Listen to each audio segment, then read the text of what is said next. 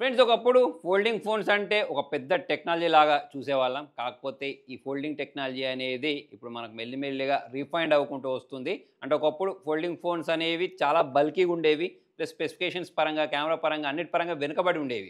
Fast charging కూడా ఉండేది కాదు. కాకపోతే ఇప్పుడు ఇయర్ బై ఇయర్ ఇంప్రూవ్ అవ్వుకుంటూ వస్తున్నాయి. మరి వివో లాంచ్ చేసిన ఈ ఎక్స్ ఫోల్డ్ 5 కూడా మనకు తక్కువ వెయిట్ తోటి మార్కెట్లోకి అయితే రాబోతుంది. దీంతో పాటు చాలా మంచి మంచి ఫీచర్స్ ఉండబోతున్నాయి. మరి అవేంటి అనేది తెలుసుకోవడానికి మనం ఫటాఫట్ దీనికి ఉన్న ఈ సీల్ని అయితే ఇట్లా బ్రేక్ చేసేద్దాం. ఇక్కడ కూడా సీల్ ఉంది, దీన్ని కూడా తీసేద్దాం.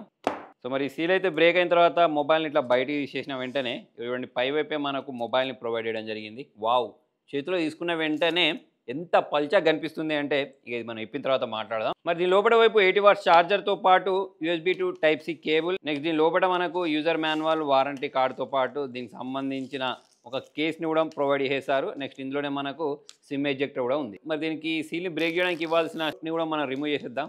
యాక్చువల్లీ నా చేయదగిన వెంటనే మొబైల్ అనేది బూట్ అవ్వడం మీరు గమనించవచ్చు. ఫస్ట్ ఇంప్రెషన్ ఎవరైతే ఆల్రెడీ ఇంతకుముందు ఫోల్డింగ్ ఫోన్ వాడుంటారో వాళ్ళనే ఒక్కొక్క ముక్క ఏంటి అంటే వావ్ అంటారు. దానికి రీజన్ ఏంటి అంటే అంత పల్చగా అయితే ఈ మొబైల్ అనేది కనిపిస్తుంది. నెక్స్ట్ ఇక్కడ పై వైపు చూసుకున్నట్టయితే స్పీకర్ గిల్స్, నాయిస్ క్యాన్సిలేషన్ ఉన్నాయి. నెక్స్ట్ మొబైల్ ఇంకో వైపు చూసుకున్నట్టయితే volume rockers, power on button provide చేశారు. ఇక్కడ మనకు ఒకటి యాక్షన్ బటన్ లాంటిది ప్రొవైడ్ చేశారు. మొబైల్ బూట్ అయిపోయింది. మరి ఫటాఫట్ దీన్ని బూట్ చేసేసి మిగతా డీటెయిల్స్ గురించి మాట్లాడదాం. దీని వెయిట్ గురించి మాట్లాడితే ఓన్లీ 217 గ్రామ్స్ మాత్రమే ఉంటుంది. అంతేకాకుండా థిక్నెస్ వచ్చేసి 0.92 సెంటీమీటర్స్ మాత్రమే ఉంది. ఫోల్డ్లో ఉన్నప్పుడు అలా కాకుండా దీన్ని అన్ఫోల్డ్ చేస్తే ఓన్లీ 0.43 సెంటీమీటర్స్ మాత్రమే ఉంది. చాలా స్లిమ్ అంటే చాలా స్లిమ్ అని చెప్పేసుకోవచ్చు. జనరల్గా మనకు నార్మల్ ఫోన్స్ కూడా ఇంత స్లిమ్గా రావడం అనేది మనం అరుదుగా చూస్తూ ఉంటాం. ఫోల్డింగ్ ఫోన్లలో ఇంత స్లిమ్గా రావడం అనేది మెచ్చుకోవచ్చు. ప్లస్ మళ్ళీ దీనిలో మనకు 6000 mAh బ్యాటరీ ఇచ్చారు. ఇలా మనకు బ్యాటరీ బ్యాకప్ అనేది ఎక్కువ అయ్యే కొద్దీ మొబైల్ అనేవి లావ్ అయిపోతూ ఉంటాయి, బల్కీగా అయిపోతూ ఉంటాయి. కాకపోతే ఇది మాత్రం ఎక్సలెంట్ అని చెప్పేసుకోవచ్చు. నెక్స్ట్ ఇక్కడ మీరు చూసుకున్నట్టయితే హింజీకి సంబంధించిన క్వాలిటీ కూడా మనకు చాలా బాగా కనిపిస్తుంది. సోరా చూసుకున్నట్టయితే మొబైల్ని చేతిలో తీసుకున్నారనుకోండి, మీరు ఏదో పెద్ద బరువులు మోసినట్టు అనిపించట్లేదు. చాలా లైట్ వెయిట్గా అనిపిస్తుంది. చాలా ఈజీగా క్యారీ చేయొచ్చు. స్పెషల్లీ ఫోల్డింగ్ ఫోన్స్లలో చికాకు కనిపించే విషయం ఏంటి అంటే నేను ఇప్పటివరకు వాడిన దాంట్లో చాలా బల్కీగా ఉంటాయి. ఏంద్ర బాబు ఇంత పెద్ద ఉంది అని చెప్పేసి అనిపిస్తూ ఉంటుంది, ఇంత బరువు ఉంది ఏందని చెప్పేసి అనిపిస్తూ ఉంటుంది. కంఫర్ట్ అస్సలు అనిపించదు. నేను ఇప్పటివరకు వాడిన అన్ని మొబైల్స్ నాకు అలానే అనిపించాయి. కాకపోతే ఈ వివో మొబైల్ చూస్తే నాకు అలా అనిపించలేదు. ఫోల్డ్ చేసిన తర్వాత కూడా మనం నార్మల్గా వాడే ఫోన్ ఎలాగైతే ఉంటుందో అలాగే అనిపిస్తుంది. కాకపోతే ఇక్కడ వెనకాల ఉన్న కెమెరా బంప్ ఏదైతే ఉంటుంది ఇది కొంచెం బాగా బయటకు వచ్చినట్టుంది. జైస్ తోటి వీళ్ళు కొలాబరేట్ అయ్యి వీళ్ళు దీన్ని తీసుకొస్తూ ఉంటారు. ఇక్కడ కూడా మనకు అదే కనిపిస్తుంది. 3 50 మెగాపిక్సెల్ సంబంధించిన కెమెరాస్ ఉన్నాయి. 50+50+50. అందులో ఒకటి అల్ట్రా వైడ్ యాంగిల్, ఇంకొకటి టెలిస్కోప్. ఇక సెల్ఫీ గురించి మాట్లాడితే 20 మెగాపిక్సెల్ సెల్ఫీ కెమెరాని ప్రొవైడ్ చేశారు. జనరల్గా ఫోల్డింగ్ ఫోన్స్ అంటే కెమెరా పర్ఫార్మెన్స్ అనేది బాగుండదు. కాకపోతే ఇక్కడ మనం వివో గురించి మాట్లాడినట్టయితే చాలా మంచి ఫొటోస్ని ఇది క్యాప్చర్ చేస్తుంది. జూమ్ చేసి క్యాప్చర్ చేసినా సరే మనకు డీటెయిల్స్ అనేవి చాలా బాగా క్యాప్చర్ అవుతున్నాయి. వీడియో వచ్చేసి మనం 8K వీడియోస్ని అయితే రికార్డ్ చేసుకోవచ్చు 30 FPS వరకు. మరి దీనికి సంబంధించిన కొన్ని శాంపుల్స్ అయితే ఇక్కడ మీరు యూస్ చేయండి.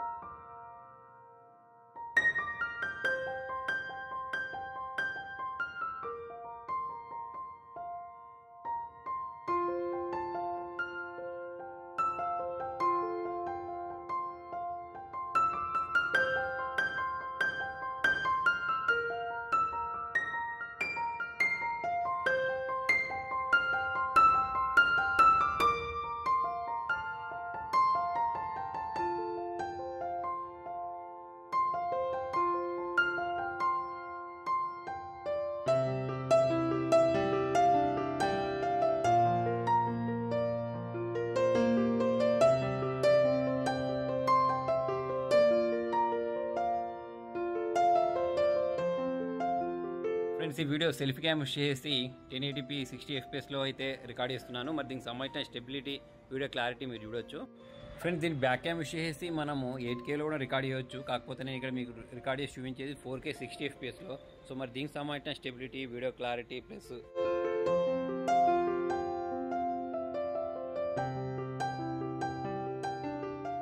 దీని గురించి మాట్లాడినట్టు ఇక్కడ మనకు సైడ్ మౌంటెడ్ ఫింగర్ ప్రింట్ సెన్సార్ని ప్రొవైడ్ చేశారు. ఇన్ డిస్ప్లే ఇస్తే బాగుండని చెప్పేసి నాకైతే అనిపించింది. ఈ ఓఎస్ గురించి మాట్లాడితే అవుట్ ఆఫ్ బాక్స్ Android 15 అయితే దీనిలో వీళ్ళు ప్రొవైడ్ చేశారు. ఈ ఎవరైతే మల్టీమీడియా కన్సంప్షన్ కోసం మొబైల్ తీసుకుంటారో వాళ్ళైతే అస్సలు డిసప్పాయింట్ అవ్వరు. చూడండి ఇక్కడ మన కలర్స్ అనేవి చాలా ఎక్సలెంట్గా కనిపించేస్తున్నాయి, వైబ్రెంట్గా కనిపిస్తున్నాయి, పంచి కలర్ చూడటానికి కనిపించేస్తున్నాయి. అస్సలు మనము డిసప్పాయింట్ అయితే అవ్వము. మనం అది ఫోల్డ్ చేసి చూసినా మనకు క్లారిటీగానే కనిపిస్తుంది, అన్ఫోల్డ్ చేసి చూసినా సరే మనకు చాలా క్లారిటీగా కనిపిస్తుంది. నాకైతే చాలా బాగా నచ్చింది. ఇదే ప్రాసెసర్ గురించి మాట్లాడితే స్నాప్డ్రాగన్ 8 Gen 3 ప్రాసెసర్ని ప్రొవైడ్ చేశారు. అయితే మరి దీని ప్రైజింగ్ అనేది నాకు తెలిసి 1,50,000 వరకు పెడతారు కావచ్చు. మరి 1,50,000 ప్రైజింగ్కి స్నాప్డ్రాగన్ 8 ఎల్ఈడి ఇస్తే బాగుండు. స్నాప్‌డ్రాగన్ 8 కూడా మంచి ప్రాసెసరే. మరి దీనితోటి ఒకసారి గేమింగ్ చేసి కూడా చూద్దాం. మరి గేమింగ్ చేస్తుంటే మొబైల్ అనేది హీట్ అవుతుందా లేదా అనేది కూడా మనకు అర్థమైపోతుంది.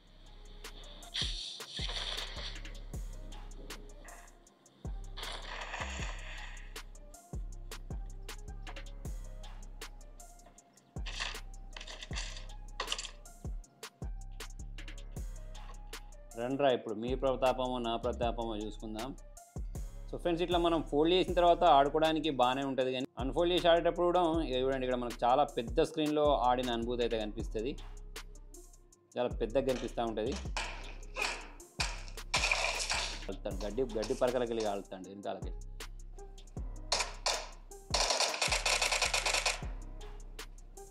ఎంతసేపటి నుంచి ఏం చేస్తానరా?